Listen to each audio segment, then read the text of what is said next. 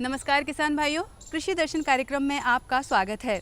लीजिए हम फिर हाजिर हैं कृषि जगत की तमाम जानकारियों से आपको रूबरू कराने के लिए। तो क्या है कृषि जगत में नई हलचल और मौसम के मिजाज को देखते हुए क्या है कृषि विशेषज्ञों की सलाह, ये सब होगा आज के हमारे इस अंक में। हमारे आज के इस अंक में हर वो जानकारी होगी जो सीधा आपके लाभ से संबंध रखती है। तो आइए कार्यक्रम की शुरुआत करते हैं मंडी भाव के साथ खबरें खेती की से।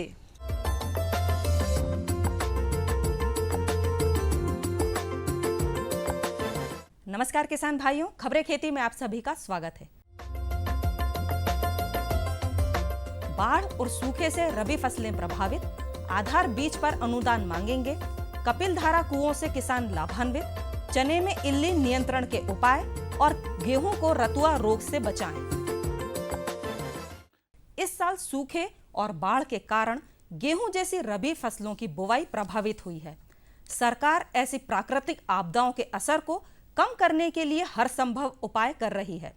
कृषि मंत्री राधा मोहन सिंह यहां कृषि उपकरणों से संबंधित एसोचेम के कार्यक्रम में बोल रहे थे।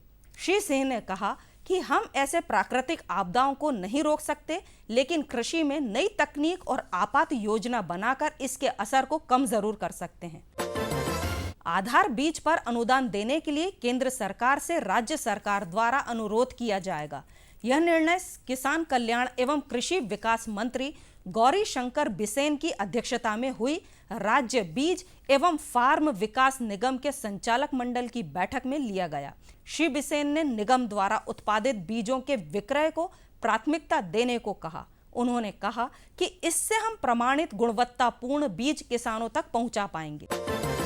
राष्ट्रीय रोजगार गारंटी योजना में प्रदेश के हितग्राही गरीब किसानों की निजी भूमि में सिंचाई सुविधा के लिए बनाए गए कपिल धारा कुओं से प्रदेश के करीब 4 लाख हेक्टेयर अतिरिक्त क्षेत्र में सिंचाई सुविधा निर्मित हुई है। इससे हितग्राही अपने खेतों में 2 फसल और फलों तथा सब्जियों के उत्पादन का लाभ ले रहे हैं। पंचायत एवं ग्रामीण विकास मंत्री गोपाल भार्गव ने बताया कि योजना के शुरू से अब तक प्रदेश में मनरेगा के हितग्राहियों द्वारा 3,13,000 कपिल धारा सिंचाई कूप का निर्माण किया गया। चने में इल्ली नियंत्रण के समन्वित उपाय ज्यादा कारगर साबित हुआ है। किसान भाई अपने खेतों पर रात में एक बल्ब खुली जगह पर भी टांग सकते हैं। बल्ब के करीब 3 फुट नीचे एक तगाड़ी या बर्तन में पानी भर दें और उसमें करीब 100 मिलीलीटर मिट्टी का तेल डाल दें। इल्ली प्रकाश से आकर्षित हो जाती हैं और तगाड़ी में गिरकर मर जाती हैं। सजगता से फसल का निरीक्षण करते रहें और इल्ली छोटी रहे उसी समय नियंत्रण के उपाय करना चाहिए। इसके लिए नीम बीज सत 5% 25 किलो प्रति हेक्टेयर का छिड़काव 0.1% 1 ग्राम पानी प्रति लीटर के साथ करें या NP विषाणु 250 इल्ली समतुल्य प्रति हेक्टेयर 5 ग्राम गुड़ की राब 1 ग्राम टिनोपॉल प्रति लीटर पानी के हिसाब से छिड़काव करें। गेहूं की फसल में 3 तरह का रतुआ काला, भूरा व पीला लगता है। काला या तने के रतुआ में लाल भूरे से काले रंग के लंबे धब्बे तने एवं पत्तियों की डंठल पर मिलते हैं। पीले रतुओं में पीले रंग के फफोले पत्तों पर समानांतर कतारों में बनते हैं तथा भूरे रतुए में नारंगी रंग के गोल धब्बे होते हैं। रतुआ रोग के लक्षण दिखाई पड़ते हैं। 0.1% की दर से प्रोपोकेनोजोल का छिड़काव गेहूं के सभी प्रकार की रतुओं पर प्रभावी रूप से नियंत्रण करता है। किसान भाइयों, खबरें खेती में बस इतना ही। अब आप देखिए मंडी भाव और मुझे दीजिए आज्ञा। नमस्कार।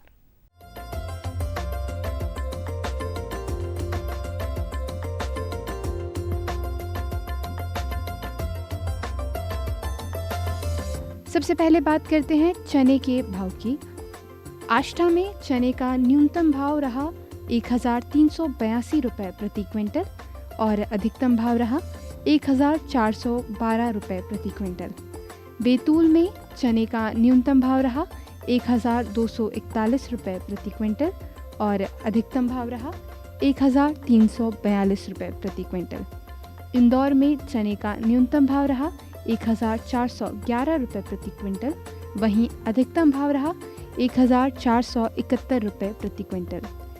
इटारसी में चने का न्यूनतम भाव रहा 1,261 रुपये प्रति क्विंटल और अधिकतम भाव रहा 1,280 रुपये प्रति क्विंटल। अब हम बात करेंगे रुई के भाव की। झाबुआ में रुई का न्यूनतम भाव रहा 4,500 रुपये प्रति क्विंटल और अधिकतम भाव रहा 5,300 रुपये प्रति क्विंटल। खिड़कियाँ में रुई का न्यूनतम भाव रहा 3,900 रुपये प्रति क्विंटल और अधिकतम भाव रहा 4,100 रुपये प्रति क्विंटल। वहीं राजगढ़ में रुई का न्यूनतम भाव रहा 4,175 रुपये प्रति क्विंटल और अधिकतम भाव रहा 5,000 रुपये प्रति क्विंटल। सेंधवा में रुई का न्यूनतम भाव रहा 3,800 रुपये प्रति क्विंटल और अधिकतम भाव रहा 4,350 रुपये प्रति क्विंटल। अब हम बात करेंगे सरसों के मंडी भाव की। भिंड में सरसों का न्यूनतम भाव रहा 4,600 रुपये प्रति क्विंटल और अधिकतम भाव भी 4,600 रुपये प्रति क्विंटल ही रहा। मंदसौर में सरसों का न्यूनतम भाव रहा 4,080 रुपये प्रति क्विंटल और अधिकतम भाव रहा 4,404 रुपये प्रति क्विंटल। रीवा में सरसों का न्यूनतम भाव रहा 4,077 रुपये प्रति क्विंटल और अधिकतम भाव रहा 4,148 रुपये प्रति क्विंटल। सागर में सरसों का न्यूनतम भाव रहा 3,550 रुपये प्रति क्विंटल और अधिकतम भाव रहा 4,100 रुपये प्रति क्विंटल।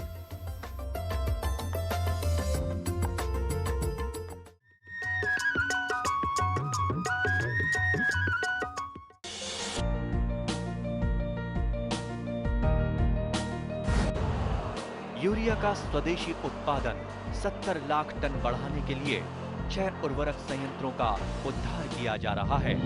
FCIL के गोरखपुर, सिंदरी, तलचर और रामागुंडम संयंत्र, HFCL की बरौनी इकाई और BVFCL की नामरू फोर्थ।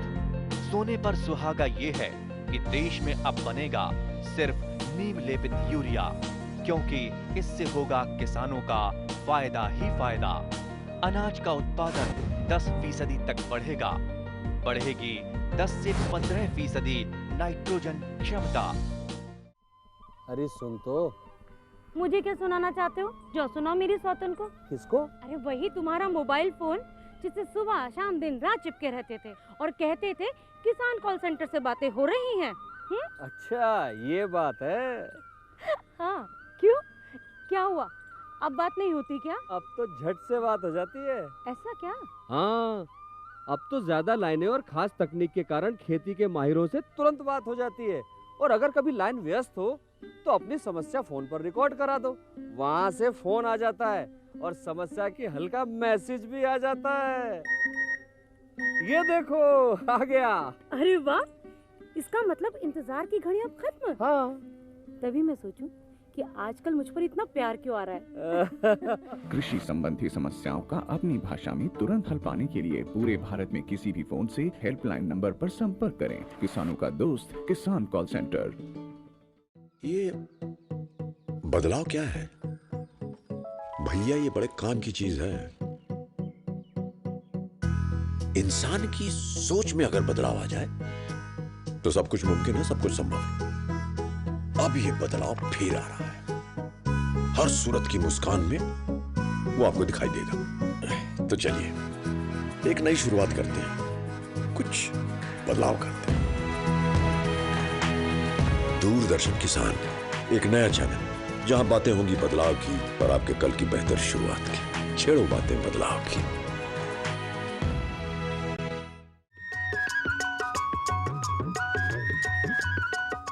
किसान भाइयों, आज हम आपको एक नाट्य रूपांतरण के माध्यम से सिंचाई के साधनों की जानकारी देंगे। हमारे इस कार्यक्रम के माध्यम से हमेशा हमारी कोशिश यही होती है कि हम आपको कृषि जगत से जुड़ी हुई सभी उन्नत तकनीकों से रूबरू करा सकें और हमारी इस कोशिश के जरिए आप प्रगति के पथ पर पहुंच भी रहे हैं। तो आइए देखते हैं कि आज किस तरह से हम आपको सिंचाई के साधनों की जानकारी देते हैं। तो पेश है हमारा कृषि से जुड़ा हुआ छोटा सा नाट्य रूपांतरण।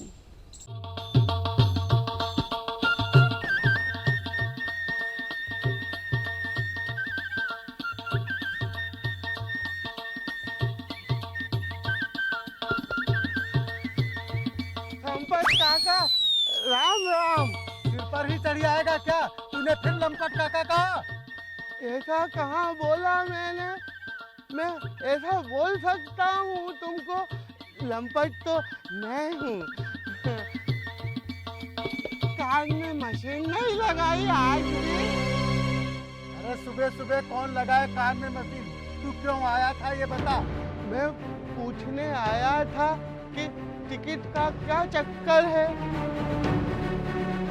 क्या कहा? जोर से बोल। टिकट का क्या चक्कर है? अरे मर क्यों नहीं जाता? शांत हो जाइए। बड़ा आया टिकट का चक्कर पूछने वाला। शांत हो जाइए। गुस्सा क्यों कर रहा है? क्या हुआ? क्या पूछ रहा था ये? अरे तेरे बाप के टिकट का चक्कर पूछ रहा था। अपने बाप का टिकट क्यों नहीं कटवाता? क्यों घंसी? अरे 3 कौड़ी क्यों आया था? क्या पूछ रहा था? और देख, माफी मांग ले, नहीं तो तेरी वजह से मुझे भी दिन भर सुनना पड़ेगा। मैं तो भाभी की टिकट की बात करने आया था। टिकट? ये क्या नया चारा डाल रहा है? तू जा, शाम को बात करेंगे। इस बार माफ कर दिया, अगली बार बोले ना तो ऐसी जगह मारूंगा भागने की गैल नहीं मिलेगी। हाँ दादा, गुस्सा कम किया करो। बैठ।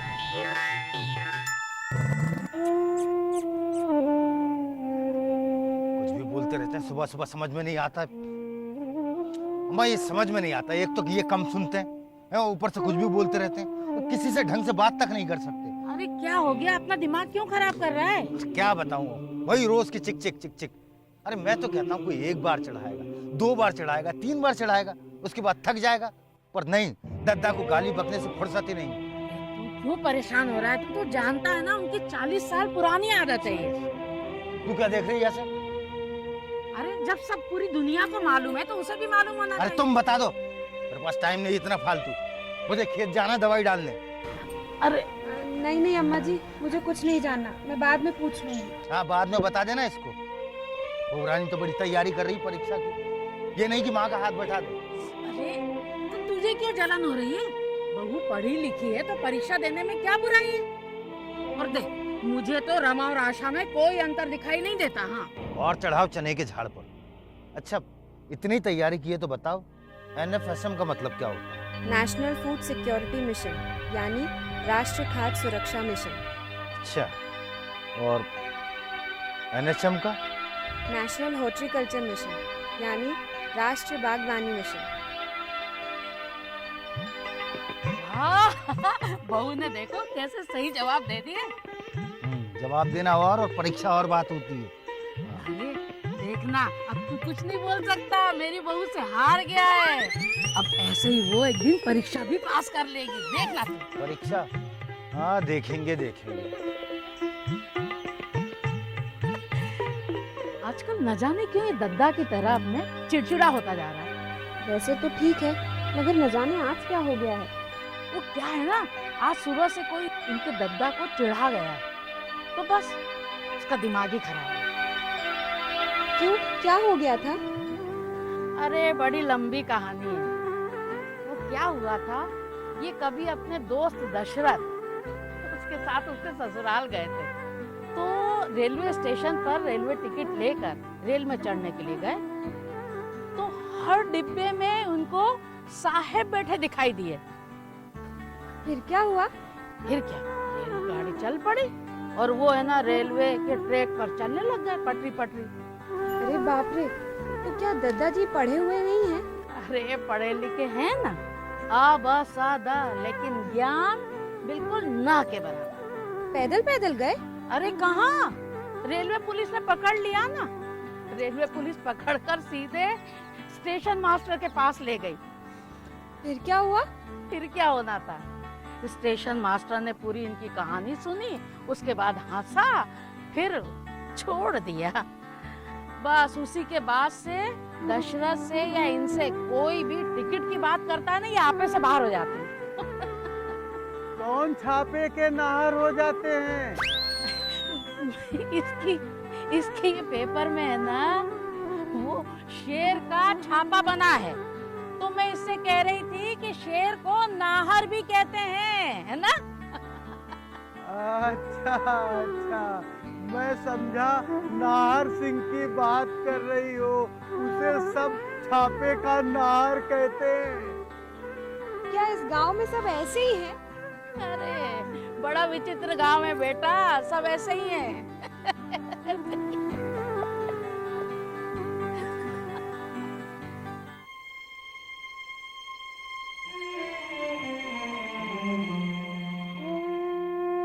प्रकाश भैया, अरे हाँ बैठ।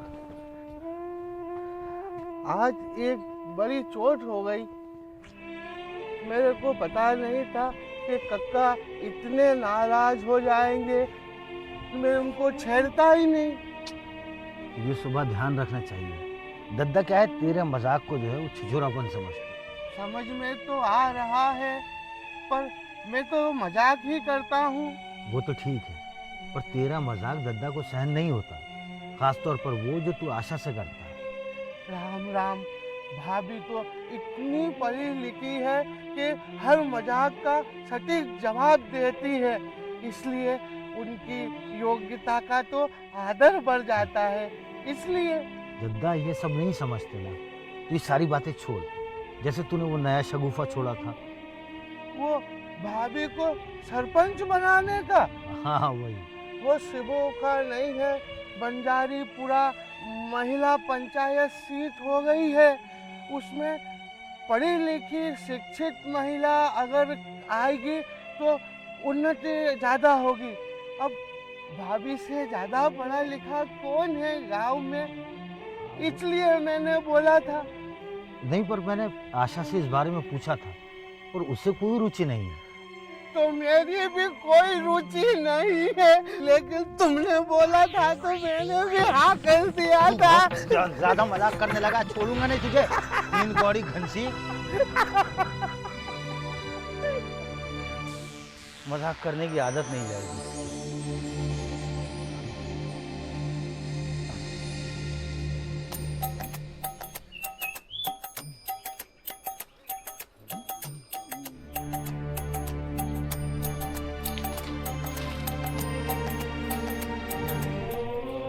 ये देखो, ब्याहे ठहर सपूत को, शाम को लेटे हैं खाट पर। तो तुम ही बता दो कहाँ लेटू जाके। कहाँ फेंकूं? अरे मैं लेटने की बात कर रहा था, तू फेंकने की बात कर रहा है। ऐसे बात करते बाप से शर्म नहीं आती? ना सोच समझ के बोला करो। वो दिन भर खेत में मेहनत करके आया है, जरा आराम कर लिया तो क्या बिगड़ गया? अभी कुछ नहीं बिगड़ा है, तुम्हारी सह रही तो बिगड़ जाएगा। अरे भागवत में लिखा है, शाम को सोना लेटना नहीं चाहिए। सारे वेद पुराणों का ज्ञान तो इन्हीं को ही है। मैं ही बाहर चला जाता हूँ। अरे सुन तो उनकी बात का क्या बुरा मान रहा है? तुझे जरा लेटे देखा है तो उनने कह दिया। अब इतनी शाम को बता कहाँ जाएगा तू? बहू चाय लिया। अरे रहने दे, तो बस स्टैंड जा रहा हूँ, वहीं जाके रास्ते में पी लूंगा। अरे याद आया। अरे बहू तुमने भी मुझे याद नहीं दिलाया। अब क्या हो गया? आज है ना रमा आ रही है ना, उसने कहा भी था कि ना प्रकाश को बस स्टैंड लेने मुझे भेज देना। जा जा जा। अरे इतने हंगामे करने वाले कम है जो एक और आ रही है। हंगामा आ नहीं रहा, हंगामा आ चुका है। क्यों भाभी? दीदी पारा थोड़ा सा गर्म है, संभाल लेना।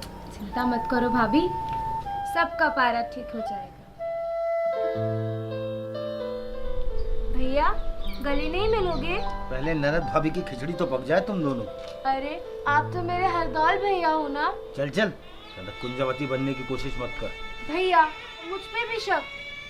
आप ही तो इतनी मेहनत करके मुझे कॉलेज में पढ़ा रहे हो। खुद ज्यादा नहीं पढ़ पाए, लेकिन मुझे पढ़ाने के लिए सबसे ज्यादा सिफारिश आप ही ने की थी। तो आप हुए ना मेरे हरदौल भैया। चल ज्यादा नाटक मत कर। अच्छा ये बता, अचानक कैसे आ गई? अचानक कहा, मुझे तो आना ही था।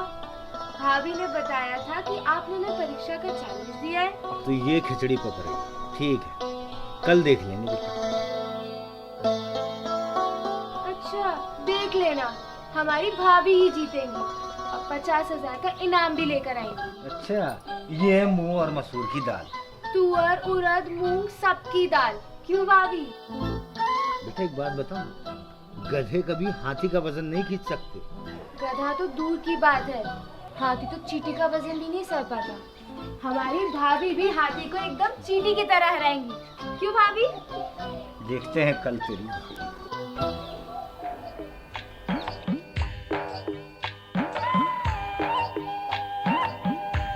भाभी, अब आप ना इस टॉपिक पे इतनी पक्की हो गई हो कि पीएससी की एग्जाम भी क्लियर कर लोगी। सो तो है, पर तुम्हारे भैया को ये सब पसंद नहीं आ रहा है। भाभी भैया का तो आपको पता ही है, मन मन भावे मुंडी हिलावे, लेकिन चाहते तो आपकी सफलता ही है ना। सो तो है। बस तो फिर चले। तो शुरू करें? जी जी बिल्कुल जी। आशा आप तैयार हैं? जी। चलिए ठीक है। मैं ये प्रतियोगिता सरकार की ओर से करवा रहा हूँ। इसमें जो प्रतियोगी पास होंगे उन्हें राज्य स्तरीय प्रतियोगिता में शामिल किया जाएगा और इनाम के रूप में 50,000 रुपये नगद या 1 हेक्टेयर तालाब सरकार की ओर से बना करके दिया जाएगा। आशा ने प्रश्नों में सिंचाई और इनाम के रूप में तालाब को प्राथमिकता दी है। जी नगद तो खर्च हो ही जाएंगे, लेकिन तालाब में पैसे ज्यादा खर्च हो जाएंगे, इसीलिए अगर इनाम मिल गया तो सरकार तो तालाब बनवाएगी ही, फिर चाहे पैसे कितने भी लगे। हाँ, इसी में समझदारी है। वैसे ज्यादातर प्रतियोगियों ने नगद इनाम को प्राथमिकता दी है, जो उतना सही नहीं है जितना कि तालाब बनवाना, और आशा ने तालाब बनवाने को ही प्राथमिकता दी है। इस चॉइस के 10 नंबर थे जो पूरे के पूरे आशा को मिल गए हैं, और अब आशा आगे जितने अंक प्राप्त करेगी उतना आगे जाएगी। पहला सवाल तालाब से ही संबंधित है। प्लास्टिक या आरसीसी के सामुदायिक तालाब के लिए सरकार का क्या प्रावधान है? मैदानी क्षेत्रों में 10 हेक्टेयर कमांड एरिया के लिए 20 लाख रुपए और पहाड़ी एरिया के लिए 25 लाख रुपए सरकारी सहयोग मिलता है। व्यक्तिगत तालाब के लिए क्या प्रावधान है, बता सकते हैं? मैदानी क्षेत्रों में 2 हेक्टेयर कमांड एरिया के लिए 1,50,000 रुपए और पहाड़ी एरिया के लिए 1,80,000 रुपए की सरकारी सहयोग मिलती है। अरे वाह, तुम्हें तो सब पता है। वर्मा जी, अगर मेरी भाभी कॉलेज में होती तो मुझसे ज्यादा नंबर पाती। हाँ, लगता तो है। क्यों प्रकाश भाई, आप भी कुछ बोलिए। भैया तो इस समय विरोधी पार्टी में है। अरे नहीं साहब, ऐसा कुछ भी नहीं है। हाँ प्लीज। ठीक है, मैं कुछ नहीं बोलूंगी, लेकिन शर्त याद रखना। हाँ याद रखूंगा। हाँ साहब, आप आगे पूछिए। अच्छा ये बताओ, छोटे खेत तालाब का रिसाव रोकने के लिए और लाइनिंग के निर्माण के लिए सरकार की क्या योजना है? 20 मीटर गुणा 20 मीटर गुणा 3 मीटर तालाब के लिए 40,000 लाइनिंग एवं 40,000 रुपए NMOOP योजना से सहायता उपलब्ध है, और जल संचयन का तालाब बनाने के लिए लागत का 50% या 75,000 मैदान में एवं 90,000 पहाड़ी एरिया में। ऑयल उत्पादकों के लिए डीजल पंप सेट खरीदने के लिए लागत का 50% या 15,000 रुपए, जो भी कम हो, सरकारी सहायता उपलब्ध है। और ये बता सकती हो कि इसके लिए कितने हॉर्स पावर का सेट अनुमोदित है? 10 हॉर्स पावर। बिल्कुल सही।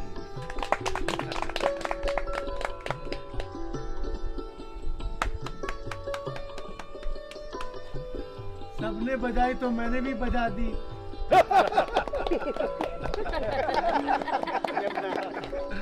बढ़िया है संपत काका। अच्छा ये बताओ कि साधारण किसान के लिए 10 हॉर्स पावर का डीजल सेट खरीदने के लिए कितनी सहायता मिलती है? 10,000 रुपए या कीमत का 50% जो भी कम हो। और सतही ट्यूबवेल के लिए 12,000 रुपए या 100% जो भी कम हो। भाई वाह, क्या खूब तैयारी की है आपने। आपको पढ़ाया किसने है? ये तो ननद भाभी की मिली भगत है। तो ऐसी मिली भगत का एक कदम और सभी ननद भाभियों को उठाना चाहिए, हैं? अच्छा, अब अगला प्रश्न। ऊंचाई की ओर पानी चढ़ाने के लिए यंत्रों पर कितनी सहायता उपलब्ध है? लागत का 50% या 15,000 रुपये प्रति नग बिजली की मोटर अथवा डीजल सेट के लिए और 50,000 सौर ऊर्जा सेट या पवन ऊर्जा सेट के लिए मिलते हैं। अच्छा, अब आखिरी प्रश्न।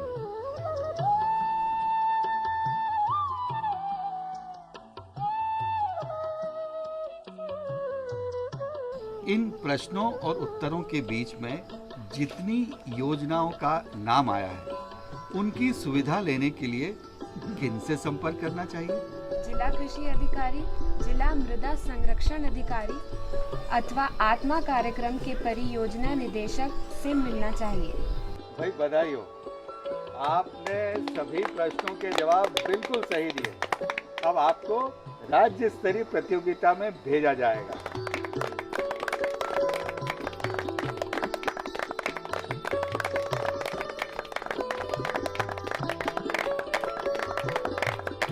प्रतियोगिता का खर्चा, आने जाने का खर्चा कौन देगा?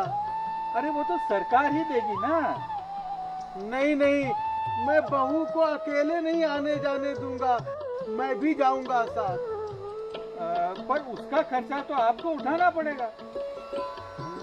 ठीक है काका, टिकट अगर खुद खरीदो तो ट्रेन में बैठ कर जाना, पटरी पटरी मत जाना। रेल में ही बैठ कर जाऊंगा, पटरी पटरी क्यों जाऊंगा? तू फिर आ गया। काका,